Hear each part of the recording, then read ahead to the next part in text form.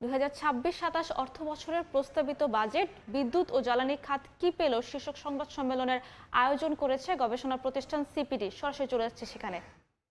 Bottom up approach কি, যে আমাদের প্রতিটা গৃহস্থলী বা হাউসহোল্ড তারা ছাদে রুফটপ সোলার তাদের নিজেদের উদ্যোগে তারা এখানে করবেন এবং সোলারের উপর থেকে যেহেতু ডিউটি এবং ব্যাটারি স্টোরেজ সিস্টেমের উপর যেটা 62% ছিল এখন অনেক কমে গেছে।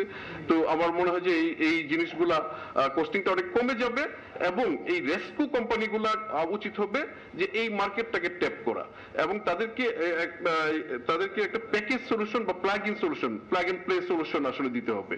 আমাদের বিল্ডিং গুলোতে আমরা দেখি যে প্রতি বিল্ডিং একটা জেনারেটর আছে, কিন্তু এখন যদি আমরা স্টোরেজ সিস্টেমটা ব্যবহার করে ছোট ছোট সোলার প্যানেল ব্যবহার করে 2 ওয়াট 3 ওয়াট বা 4 5 10 ওয়াটের ছোট ছোট প্রজেক্ট আমরা করতে পারি, তাহলে ইন্ডিভিজুয়াল লেভেলে আমার মনে হয় যে এটা আমার পার্সোনাল অপিনিয়ন যে সোলারের প্রোডাকশন অনেক বেড়ে যাবে এবং আমাদের যে 2030-এর মধ্যে যে টার্গেট যে 20% ফ্রম সোলার, যে দ্যাট ইজ আপনার প্রায় 6000 মেগাওয়াট 6 থেকে 7000 মেগাওয়াট সোলার থেকে আসতে হবে, যেখানে আমাদের এখন সোলারের মানে রিনিউয়েবল এনার্জিতে প্রোডাকশন হচ্ছে as per cider data 1700 megawatt এবং 1700 মেগাওয়াটের মধ্যে সোলার থেকে আসতেছে 1400 মেগাওয়াট এবং হাইড্রো থেকে 220 আর উইন্ড থেকে 62।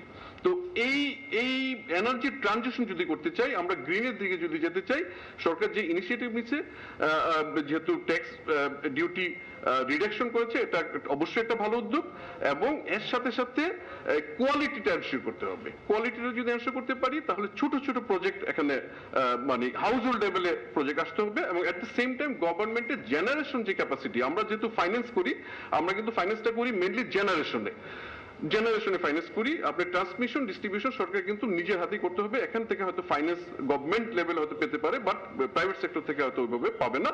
তো জেনারেশন লেভেলে আরো এনকারেজ করতে হবে, বড় বড় প্রজেক্ট গভর্নমেন্টকে দেখতে হবে এবং জেনারেশন লেভেলে যদি বড় বড় প্রজেক্ট আসে সেক্ষেত্রে আমরা আরো ফাইন্যান্স করতে আগ্রহী হবো। আর একটা পয়েন্ট আমি একটু হাইলাইট করতে চাই, সেটা হচ্ছে যে যেটা বলছিলেন যে কি বলছে এটা, ওই ইরিগেশন, সোলার ইরিগেশন। জি, সোলার ইরিগেশন নিয়ে যেটা আমি বলতে চাচ্ছিলাম যে ইরিগেশনে আসলে আপনার energy security as well as food security কিন্তু এখানে এনশিওর করে।